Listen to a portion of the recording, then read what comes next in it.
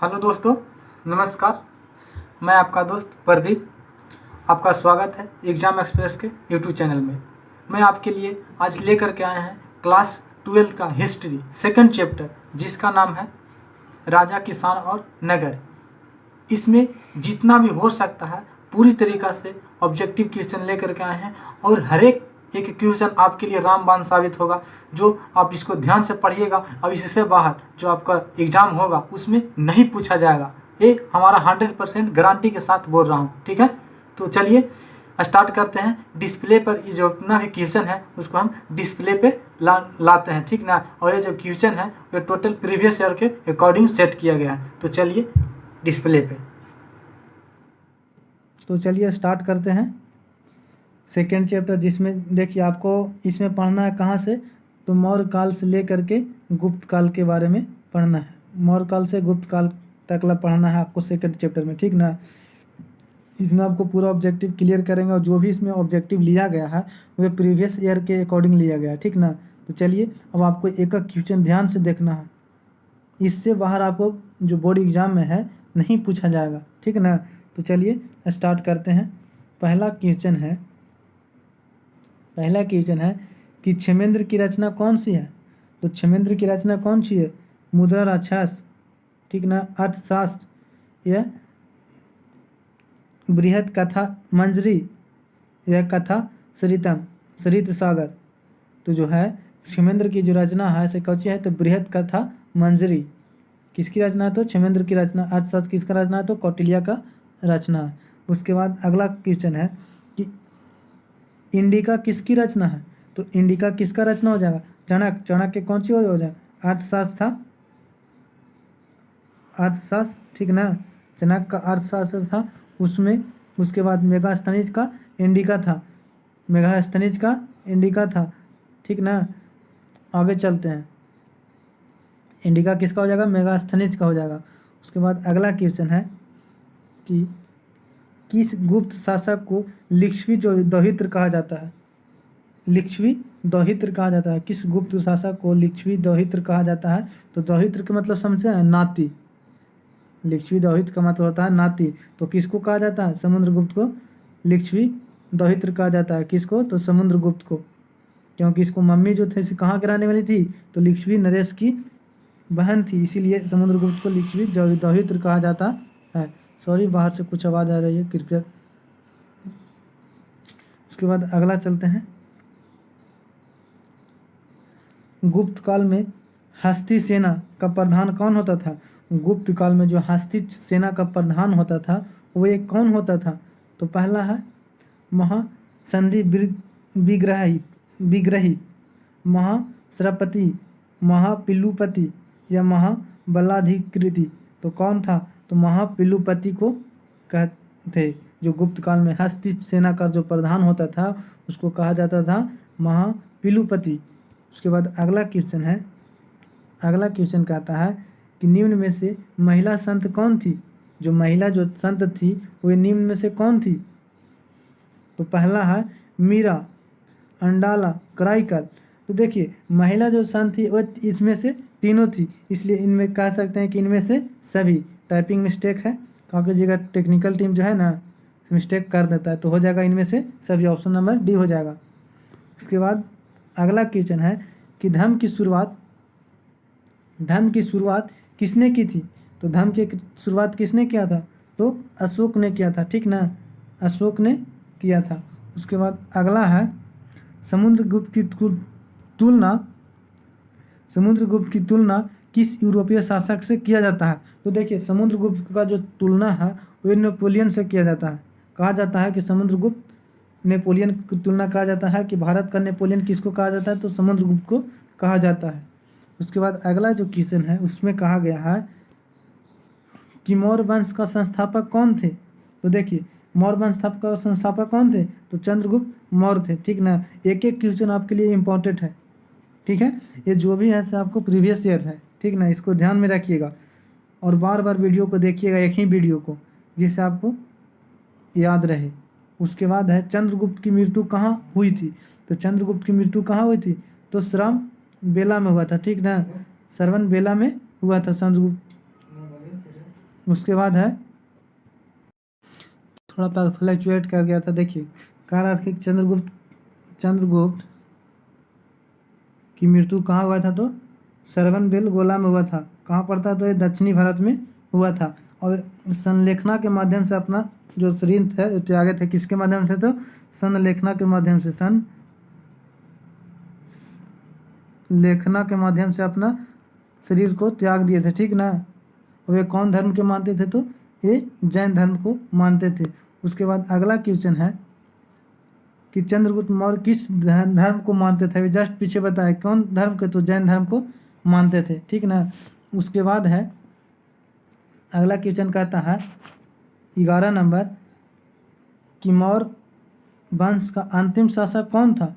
तो मौर्य वंश का अंतिम जो शासक था वो अशोक था। और मौर्य वंश का सबसे प्रतापी शासक था वह कौन था? तो अशोक था। तो इसका ऑप्शन कौन हो जाएगा? इसका ऑप्शन नंबर हो जाएगा डी। ऑप्शन नंबर डी, बृहद रत्न था, ठीक ना, मौर्य वंश का अंतिम शासक। उसके बाद अगला है कि मौर्यकालीन जो है टकसाल का प्रधान कौन होता था? जो टकसाल का जो वसूली करता था उसका प्रधान कौन होता था? तो इसका जो होता था वो होता था पान्याध्यक्ष। पान्याध्यक्ष को टकसाल का प्रधान कहा जाता था। उसके बाद अगला क्वेश्चन है कि मौर्य वंश की राजधानी कहाँ थी? तो मौर्य वंश की राजधानी कहाँ थी? एक नंबर में है विदिशा, दिल्ली, पाटलिपुत्र या राजगीर। तो मौर्य वंश की राजधानी कहाँ थी?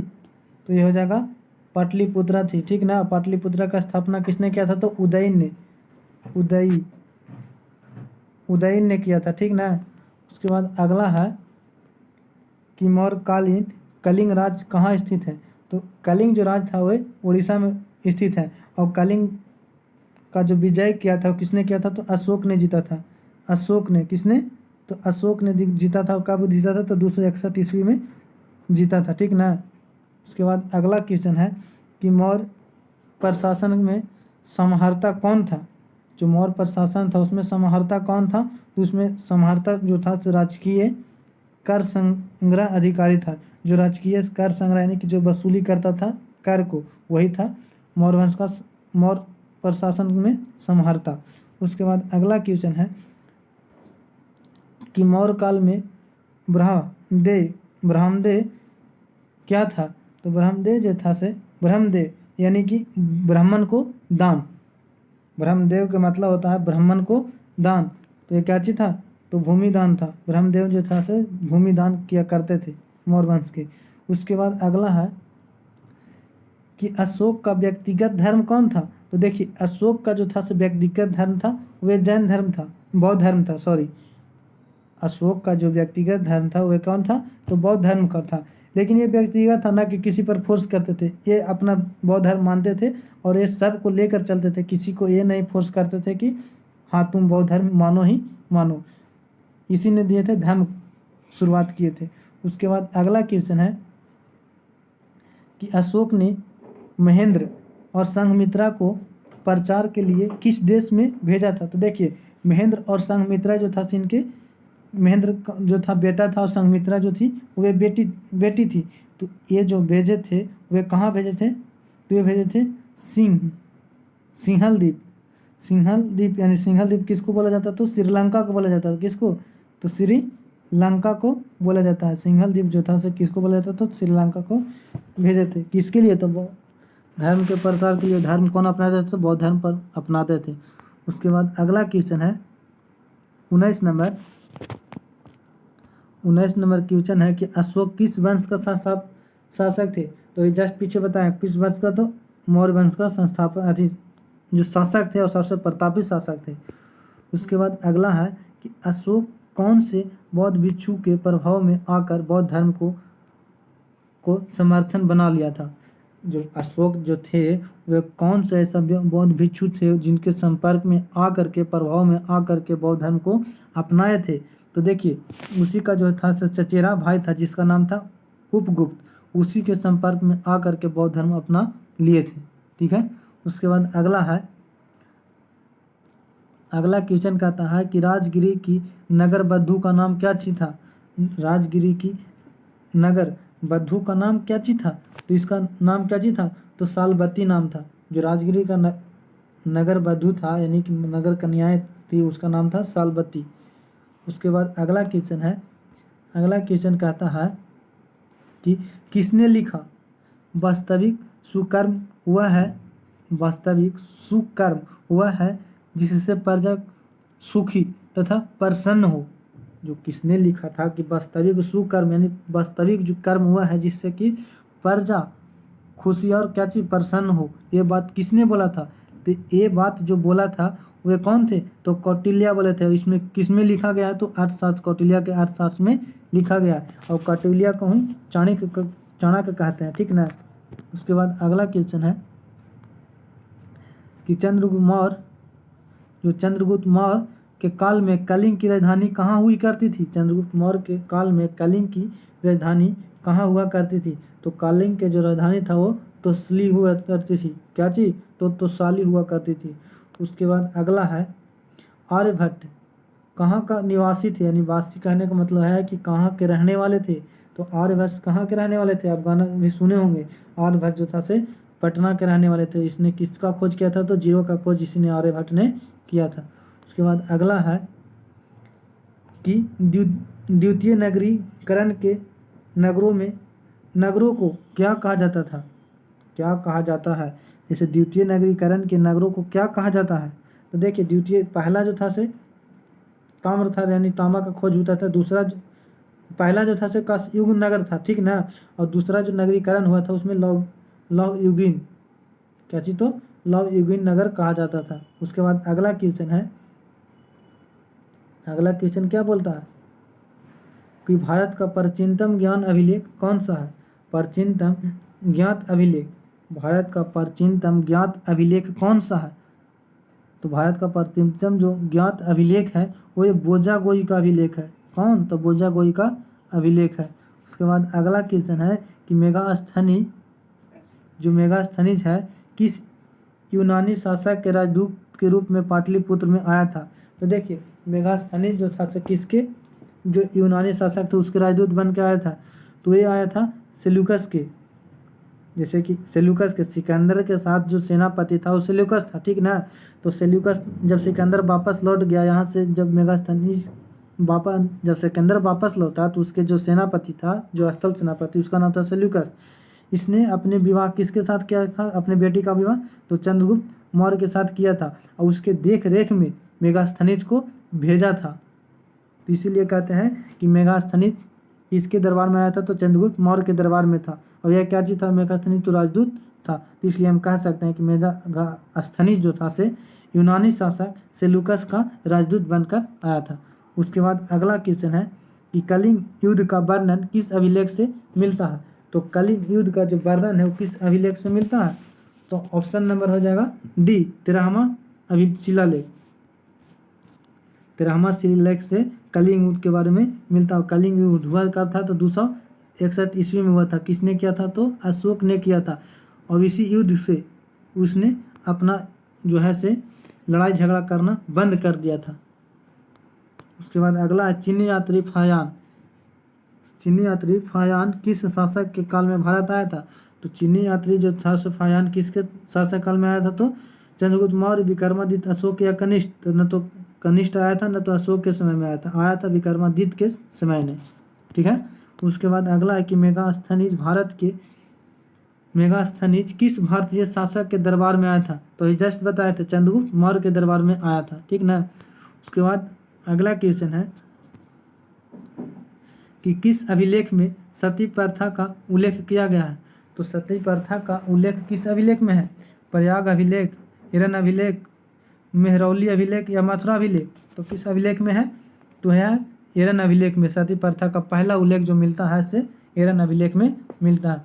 उसके बाद अगला क्वेश्चन है कि बाणभट्ट की रचना कादम्बरी में, बाणभट्ट की रचना पूछता है कि कादम्बरी किसकी रचना है, तो बाणभट्ट की रचना। पहला क्वेश्चन हो गया। बाणभट्ट की रचना कादम्बरी में किस शासक काल का वर्णन है, तो देखिए बाणभट्ट का रचना जो कादम्बरी है उसमें है हर्षवर्धन के शासनकाल के, क्योंकि बाणभट्ट किसके दरबार में रहते थे? तो हर्षवर्धन के दरबार में रहते थे। ठीक है। उसके बाद अगला है कि गुप्त संबंध कब और किसके द्वारा शुरू किया गया था? तो गुप्त संबंध है वो किसके द्वारा शुरू किया गया था? तो घटोत्कच 300 ईस्वी में श्रीगुप्त या समुद्रगुप्त या चंद्रगुप्त प्रथम, तो किसके दरबार में किया गया था? तो ये जो है चंद्रगुप्त प्रथम के दरबार में किया गया था। उसके बाद अगला है पंचतंत्र की रचना किसने किया था? तो पंचतंत्र की रचना किसने किया था? तो ये विष्णु शर्मा ने पंचतंत्र की रचना किया था। ठीक है। उसके बाद अगला क्वेश्चन है प्राचीन नालंदा विश्वविद्यालय के संस्थापक कौन थे? तो प्राचीन जो नालंदा विश्वविद्यालय के संस्थापक थे वे कौन थे? तो अशोक थे, समुद्रगुप्त थे, स्कंदगुप्त थे। तो इसका संस्थापक जो था से उपगुप्त थे। उपगुप्त इसका संस्थापक थे। उसके बाद अगला है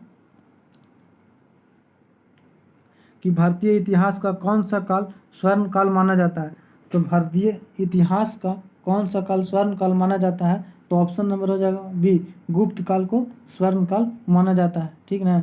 उसके बाद अगला क्वेश्चन है कि अर्थशास्त्र में कितने प्रकार के विवाहों का उल्लेख किया गया है? तो अर्थशास्त्र में जो है से 8 प्रकार के विवाह को उल्लेख किया गया है। इसमें लव विवाह को भी उल्लेख मिलता है। उसके बाद अगला है कि अर्थशास्त्र की रचना कब हुई थी? तो अर्थशास्त्र की जो रचना हुई थी वे हुई थी 6ठी शताब्दी ईसा पूर्व में हुई थी। अर्थशास्त्र की रचना कब हुई थी? तो 6ठी शताब्दी ईसा पूर्व में हुई थी। उसके बाद अगला क्वेश्चन है कि नालंदा विश्वविद्यालय के छात्र कौन थे? तो देखिए नालंदा विश्वविद्यालय के छात्र और टीचर दोनों बोल सकते हैं। जैसे कि साक्ष्य कुछ समय तक छात्र रहे और उसके बाद वहाँ पढ़ाया भी, यानी कि शिक्षक भी बने। तो ये थे हेनसान। कौन थे? तो हेनसान थे। ठीक ना। यात्रियों के राजकुमार इन्हीं को कहा जाता है, हेनसान को कहा जाता है। ये कहाँ के रहने वाले थे? तो चीन के रहने वाले थे। ठीक। उसके बाद अगला क्वेश्चन है कि किस गुप्त शासक को उसके सिक्कों पर बीना बजाते हुए दिखाया गया है? तो देखिए जो बीना बजाते हुए दिखाया गया है उसको दिखाया गया है समुद्रगुप्त को दिखाया गया है। ठीक ना। किसको दिखाया गया है? तो समुद्रगुप्त को दिखाया गया है। ठीक है। इसको कविराज भी कहा गया है। कविराज किसको गया गया? तो समुद्रगुप्त को कहा गया। उसके बाद है अगला क्वेश्चन कि उत्तरी पश्चिम भारत से प्राप्त अशोक के अभिलेख में लिपि का प्रयोग किया गया था, यानी कि किस लिपि का प्रयोग किया गया था? कहाँ? उत्तर पश्चिम में। तो किस लिपि का? तो खरोष्टी लिपि का प्रयोग किया गया था।